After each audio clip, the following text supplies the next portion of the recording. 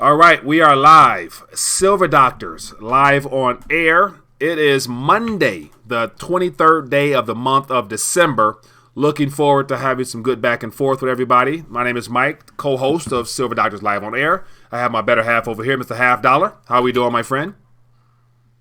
Doing good today, Mike. Happy Monday to you. Merry Christmas to you. Merry Christmas to everybody that's tuning in today. Since we're not going to be here on Wednesday, we'll go ahead and say that in advance there. Exactly. So with that being the case, let's dive into some good back and forth. Let me check in with the chat. Recognize a couple of people that decided to bless us with their presence. We have David. We got Silver Junkie. Says $100 silver in the near future. A question mark. We can touch on that. So, yeah. Susan Selton says, new gift for Christmas, New England Patriots spyglass with self-deflating footballs. We got Albert S. We got Rogue Silver. We got Dave. We got Jeff. Okay. We got who else? Scott Robinson, low blood pressure. Brian W. Okay. So we got a good amount of people here. So we can begin this afternoon or soon-to-be afternoon discussion. Mr. Half Dollar, how do you want to kick this thing off right now?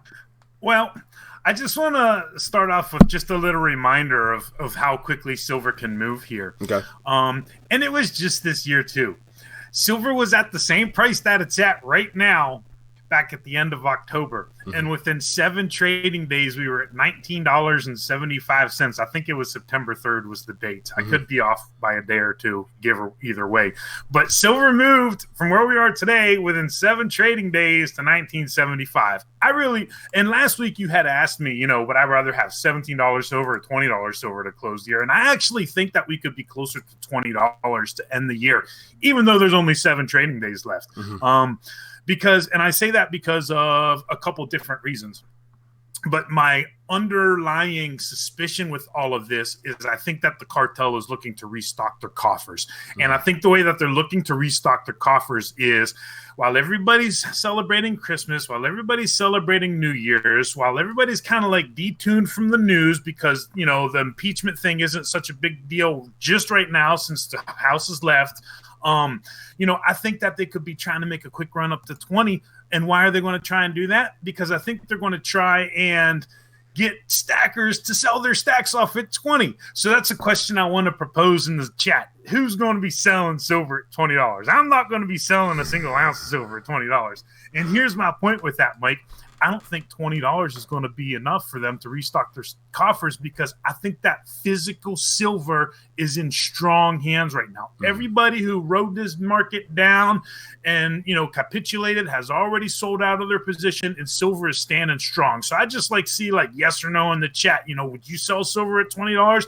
Because I think that it's going to catch the cartel off guard because they'd want to do this kind of want to download before more people get interested in it, because the stock market's also melting up, right? Mm-hmm. But if that happens and it doesn't sell, then they're going to have to let it run up even faster and farther. And then that's just going to bring in all the excitement back into the market again. So I think we're at a really interesting place right here. Mm-hmm. And I'm seeing right there in the chat, no, heck no. Yeah, exactly. Because this is telling me that silver is in strong hands. Yeah. And remember, as much as they'd like to throw paper at it, there still has to be an underlying basis of metal to keep the paper sham going. Thoughts on that, Mike? So we have a call, and let's take this call, then I'll chime in on it.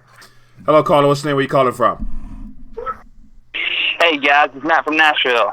Not from Nashville. How you doing, my friend? What's on your mind this afternoon? Hey, I'm doing good. Hey, Mike, I want to tell you that I saw you on George Gammon's show. I love everything you said, and I'll be looking at Rethinking the Dollar. I didn't know that you were doing that, so I'll be checking that out. But here's my question for today. Mm-hmm. I've been looking at the U.S. debt clock, and there are 2 things that I don't really know very much about. What is the U.S. monetary base, and then what is the M2 money supply? I hear a lot of you guys talk about it, but it's hard for me to figure that out. When I'm reading stuff, it's hard for me to understand the language of the people, the bloggers online and whatnot. So I didn't know if you guys might be able to break that down to me. Sounds good, my friend. Appreciate your call. You guys do what you do. Appreciate your call. Merry Christmas. We'll touch on that off the phone line so you can hear it. All right. Thank you, guys. Yeah, be good. Mr. Half Dollar, want to touch on that?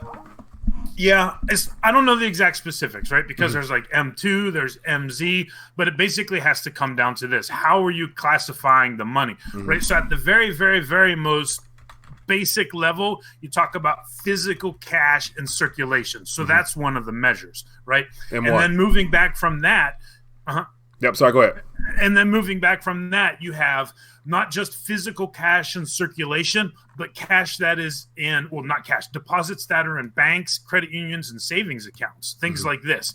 And then when you branch out from even that, you can go even further to, your tier 1 types of assets. So exactly the finer definition of M2, we could probably pull that up to see what exactly we're talking about, but it's just the different ways that you measure the amount of cash that's out there. You're talking about physical cash in circulation? Are you talking about everything that people have access to? Are you adding in treasuries on top of that? So that's what they're talking about when they're talking about money supply. Yeah. You got the definition of that M2 pulled up there, Mike? Yep. So I did. I typed it in. Let me go ahead and go to this page here. So just type it in money supply. So basically M1 is cash and coins in circulation.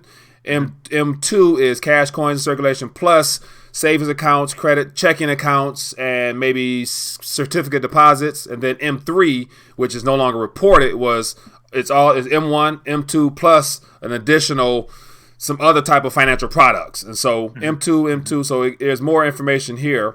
But in a nutshell, M1 is what we actually use, cash and coins, and maybe I think in cashier's checks was those 3 components. M2 is those 3 components plus 1 or 2 more. So I'll put this. Go ahead.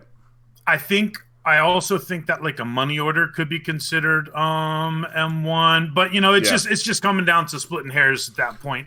So watch this. Because I'm sorry, Coach. I'll read exactly what it says on Wikipedia. So MB, so monetary base is referred to as the monetary base or total currency. This is the base from which other forms of money, like check deposits listed below, are created and is traditionally the most liquid measure of the money supply. M1, our bank reserves, are not included in M1.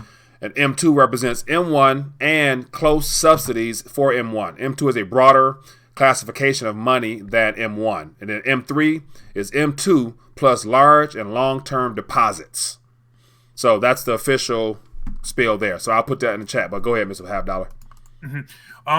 Yeah, and so the question is, what are they using about the debt clock there? I'm not sure. They're just using something to come up with those numbers. And, as we discussed before, I don't really like all the different numbers that they're using. So I'm not sure if the question was, are they using M1 or are they using M2 or which one are they using? But, so it depends how they're using it to calculate the numbers. Yeah.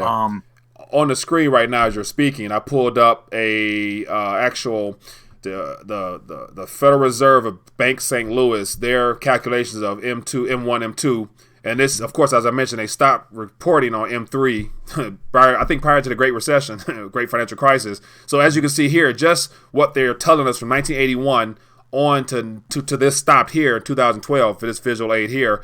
The M1, the M2 rather, is $10 trillion at that time. And this is post-Great Financial Crisis, so it's gone up a lot higher since then. And then we see that the blue line, which is looks like just the monetary base itself, and then M1 on top of that spiked right after the Great Financial Crisis due to all that TARP and bailout, QE and stuff like that. So just a little visual aid for people to take a look at for those that are interested. So.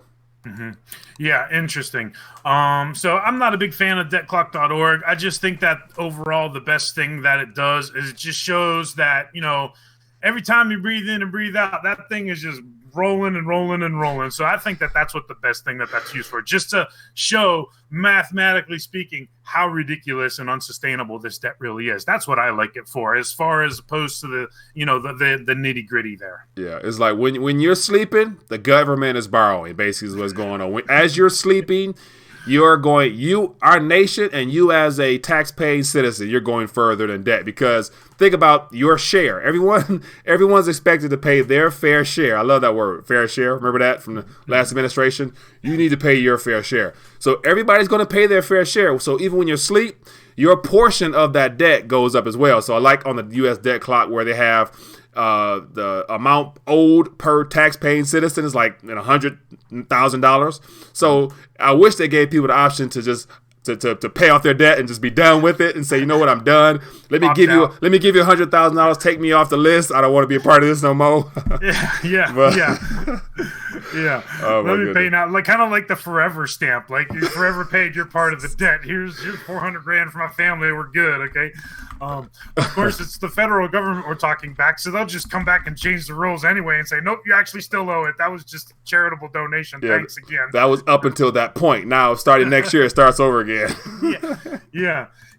And that actually is a good segue into one of the topics that I wanted to discuss today. And I don't really know how much I want to hit on this, but I don't even have any articles for you, but just to talk in general, right?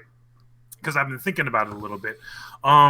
The Space Force, right? Mm-hmm. So there's just a few things that I want to talk about and see where you have any kind of things that you would like to throw in. Mm-hmm. First of all, whatever happened to the infrastructure spend, right? Wasn't President Trump going to go on this infrastructure spend to rebuild our bridges and roads, as everybody likes to say? Mm-hmm. Wasn't President Trump tweeting out serially just about the decrepit state of America's airports? Wasn't mm-hmm. President Trump talking about how we need to build up our infrastructure? Whatever happened to that, right? That's been diverted and switched, right? We got a little bait and switch, and now it's going purely to the military-industrial complex, right? Mm-hmm. So this is not good, right? The Space Force is not a good development because instead of hiring people, out in the middle of somewhere trying to build a bridge, people that could actually use real good jobs, this money is going to get squandered and put into the military-industrial complex. Just a couple questions I have in general. The Marine Corps is actually administratively under the Department of the Navy. So I guess the question I have is, when they're standing up this Space Force, is it going to be departmentally structured under the Department of the Air Force? That was just something that would be interesting if anybody knows. Mm-hmm. They can say in the chat or not. But, just the other thing that I have a problem with is, how is this going to, this is literally getting more and more debt for our children and our, children's children and so on and so forth. Like, this is not a good thing one way or another. I mean, not at the end of a 10-year long, longest expansion ever do we begin such a massive, huge government program like this. Mm-hmm. So those are just some of the thoughts that I have. Did you have any other thoughts out on that, Mike? Yes. And so as I'm speaking now, so as I mentioned before, you're a little bit delayed on my side. So I'm trying to get it caught up. But no, so I see you now. But as far as the department, so typically what I would expect to happen, I anticipate there being another branch of government created because that's just typically the process that they subject us to because they need a special body. And that special body usually will be some type of special interest group or something like that. And they're going to contract some of the big boys players, some of their businesses that they own. They're going to put those businesses in charge of our national whatever. And then those funding, the allocated funding, will go towards those companies that we know nothing about, and they're going to be the ones responsible for the building and developing that space program. So that's going to be just basically it's a hole in the bucket that taxpayers' dollars will go down, that will produce nothing of true substance in the next decade, in my opinion. And then back to what President Trump, what he ran on and what we're witnessing. Two different things. So he ran on infrastructure, as you mentioned. He ran on a special investigation for Hillary Clinton. He ran on staying out of foreign affairs. Like, I remember him saying about Venezuela, we have nothing to do with that. That's nothing to do with us. Now, all of a sudden, Maduro's a bad guy. We want to go in there and help out.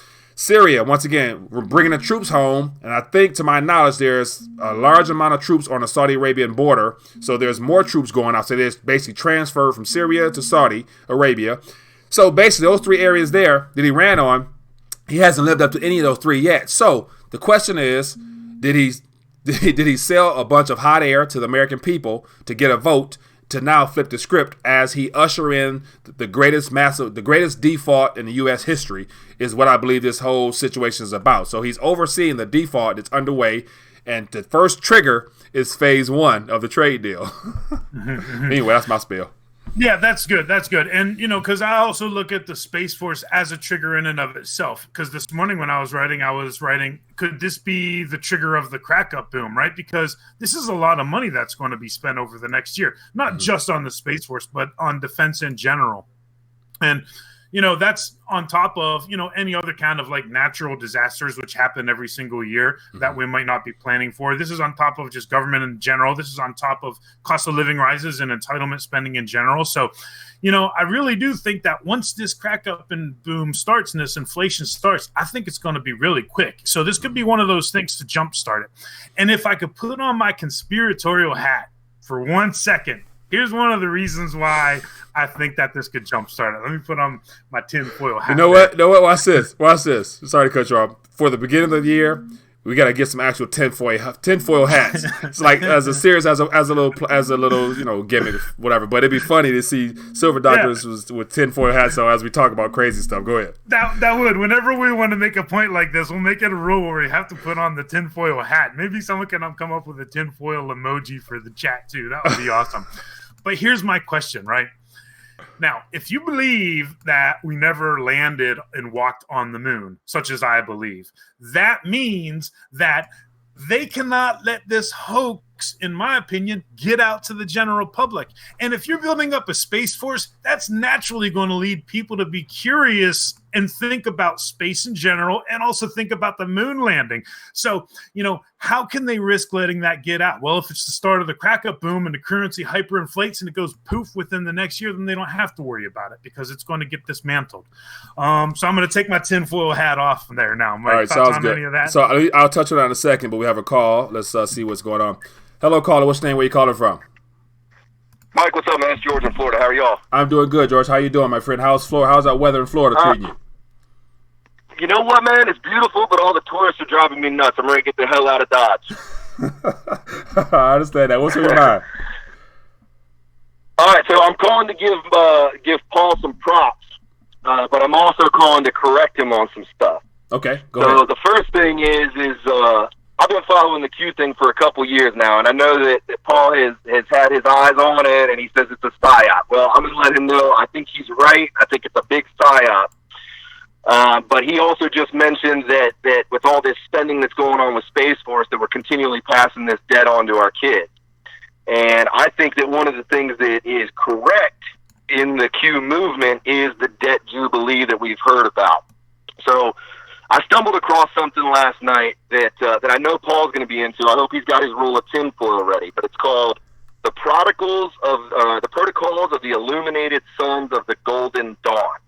Okay, and it's basically the deep state exposing evil and eating itself so that it can convince everybody that it's the good guy.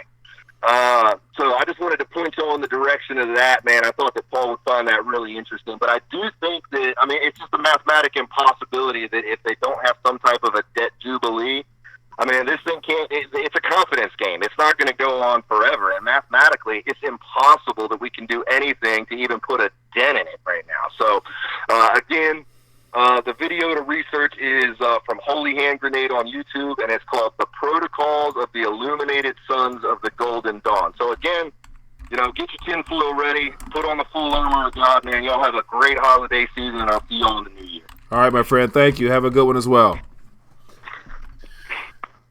Those are great points. That's very interesting what he brings up because, I think that, yes, going on to the fact that the deep state will eat their own to come in and say that they've come up with the problem. I totally would agree with that because, that's what happens when you're talking about this kind of corruption and this kind of evil. People stab each other in the back, right? So depending on how high you are up in the deep state, well, you might be expendable, and more than likely you probably are. Mm-hmm. But as far as the specific thing that he was referencing, I'm not exactly sure what that is. That's the first time I've heard of it. Yeah. But that is an interesting point, and I would totally agree that, if it comes down to it, the deep state will just expend anybody they need to keep in power. Yeah, I would agree on that, and I would be willing to go as far as to say it is a guarantee that there will be a stabbing of backs as this whole thing unfolds. Just because the best way to tell that is actually a true scenario is that if you look at the current structure of the banking model itself, the commercial banking model, I've over the last couple of years have watched the dwindling down of the major banks into the hands of a very small few banks.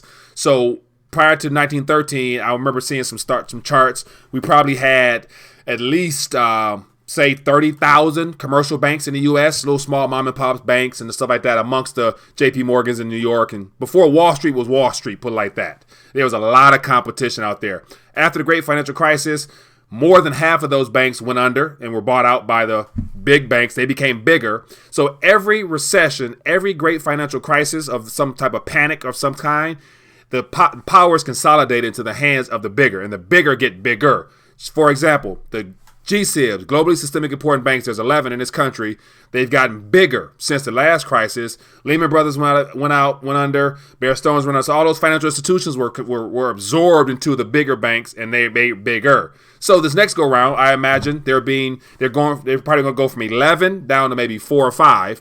When my prediction would be Wells Fargo will go under because they got all that. They've been outed for so many fake accounts and fake this. So many problems. So Wells Fargo's might go under, my personal opinion, and there's a couple other banks, but whatever. But Wells Fargo is more than likely, in my opinion, to go under this next go round.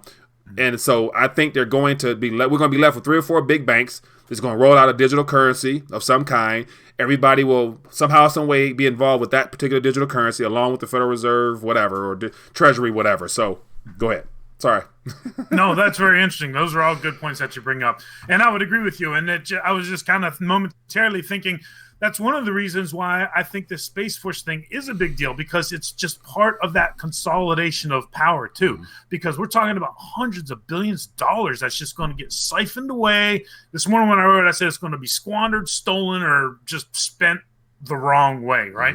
And what's that going to do? That's going to further consolidate political power. So, and then the political power is going to be the economic power. Now watch this. So the very same funding that's going into building a space program is going to be taxpayer funded primarily, or debt-based money that won't be paid back. But then again, there's going to be special interest groups and special institutions, special families that will benefit the most from it.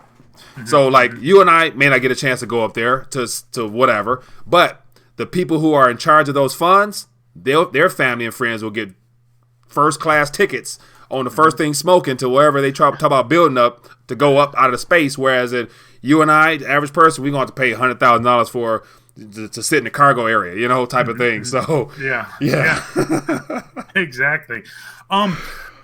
Now, the next thing I want to talk about, and this is interesting because we're talking about a Santa rally, so we're talking about Santa's sleigh, right? We're talking about, a Space Force, so we're talking about, ninja-like invisibility spacecraft zooming around with, space aliens fighting us and stuff like that. Now, I just want to talk about just flying in general, because this is very important, and this actually shows the absurd disconnect right now between Wall Street and Main Street. Now, here's the first thing, and this is from last week. And I don't know if you saw this. I just got 2 links to send you today. I'll just do it one at a time. But as you're pulling this up, I'm just going to read the title about this. Boeing's 737 production halt could dent U.S. first quarter GDP. So if you read through this article, one of the things that they talk about is by Boeing halting production of the 737 MAX, the plane that's been plagued with the problems, and a couple of them went down in like India or Pakistan. I can't remember exactly where they went down. But they're saying this could be 0.5% hit on the GDP. Now, if you think, well, fundamentally, that's bad news for the economy, right? Mm-hmm. So fresh news that everybody's talking about just off of the presses today is the second week there. And this just shows the disconnect, right? So Boeing's CEO either stepped down or was fired, and now they're naming another person as Boeing CEO. But look at the headline to this one, right? Mm-hmm. The Dow scores a lift from Boeing stock as Muhlenberg steps down. So the CEO from Boeing steps down and the stock market shoots up to record highs again, right? So, explain that, right? You got production halted. That's going to have a hit on the GDP, right? Mm-hmm. So GDP will, in fact, be going down specifically because of Boeing. Yet specifically because of Boeing, the stock market is going up. What kind of sense does this make, Mike? It doesn't make any sense at all. Everything is upside down. Everything is being turned upside down, and that's just what we should get used to, because even like as we talked about earlier in the week, or last week I think it was, about the impeachment process, about President Trump being impeached and nothing happened in the markets. Same type of thing here. You would expect normal type of talks like this to turn things upside down, but yet everything is going up still. So yeah, It's all part of the game plan. Yeah, it is part of that game plan. So those are the things that I got there today, Mike. If you want to check it out, see if we got any stuff in the chat, and then start winding it down here. So we do have a call. Let's get to this call here. Hello, caller. What's your name? Where you calling from? Carlo from North Carolina. How you doing, my friend? What's on your mind this afternoon? Merry Christmas. Good. Christmas. Y'all are missing the point about the Space Force.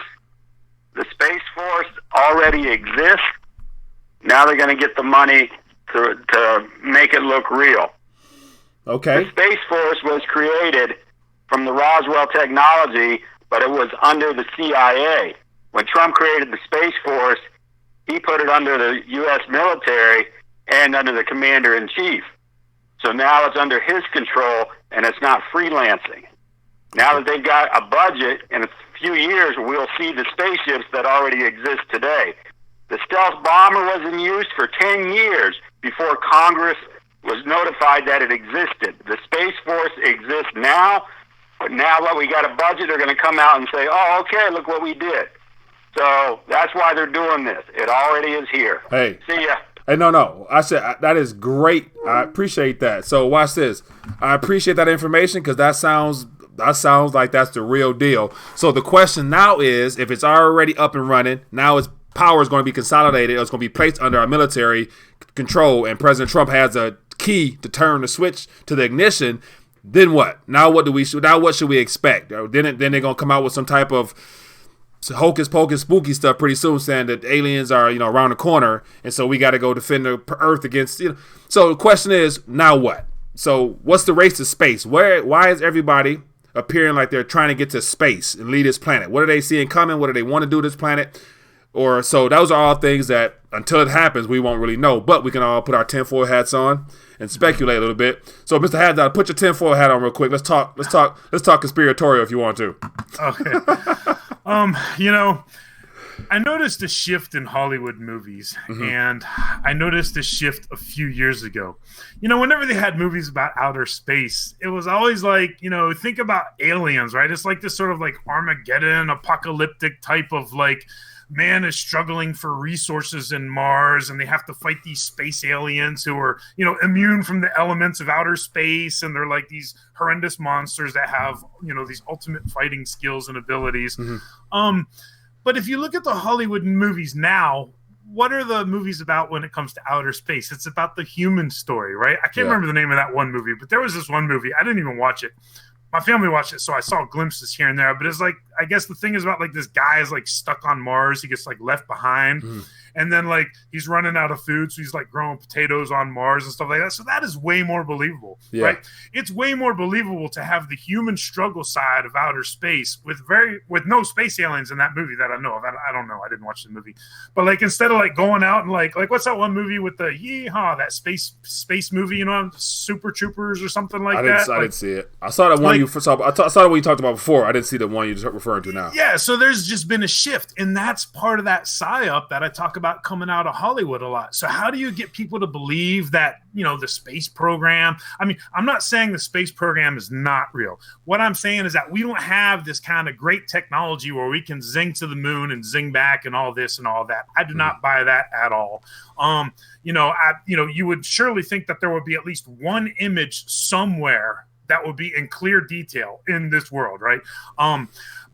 So I don't buy that at all. But it's interesting to see how that philosophy and the psychology has flipped, and now it's a more believable story. It's about the human struggle, and there's no space aliens at all in that.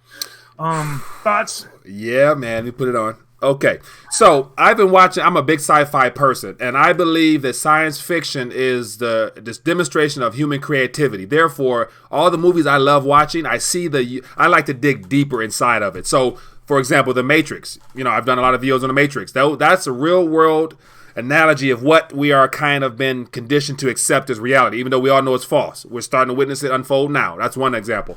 When it comes to the Marvel Comics, DC comic characters, there's always some type of alien force come to our planet to destroy it. There's a small group of individuals with superpowers that rally to the call of saving humanity.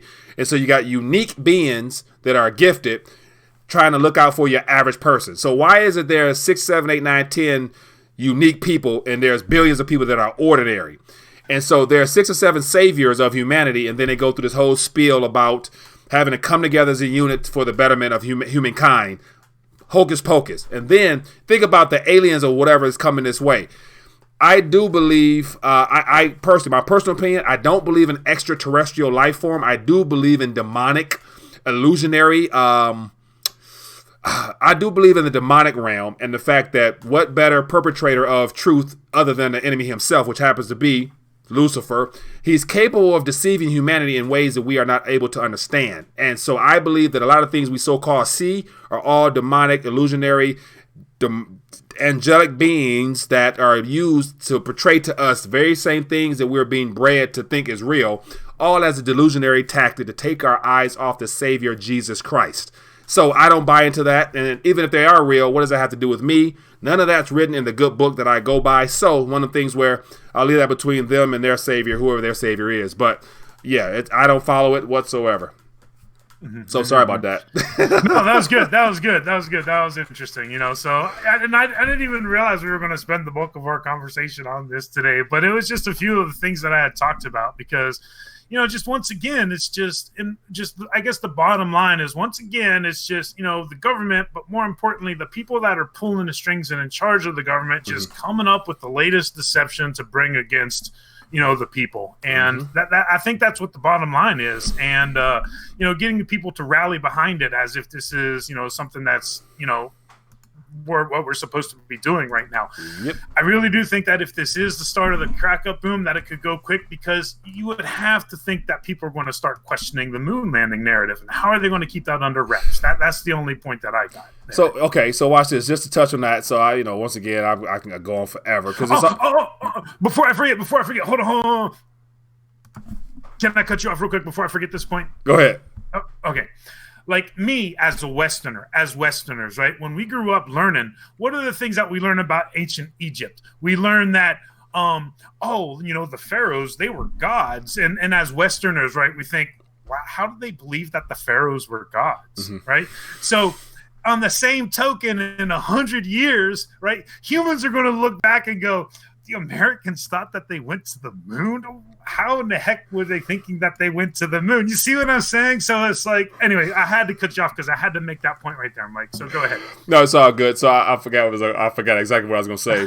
But anyway, that it's meant to deceive us into the next thing that they have planned for us. But I think that because they don't want the people questioning the moon landing. That's my point. So this could be the start of the hyperinflationary death spiral because if we actually build up a space force, people will actually start to question, and they're not going to be able to keep that narrative closed. What do they do when they can't keep a narrative hushed? They just ignore it completely, like that one building in that one city, right?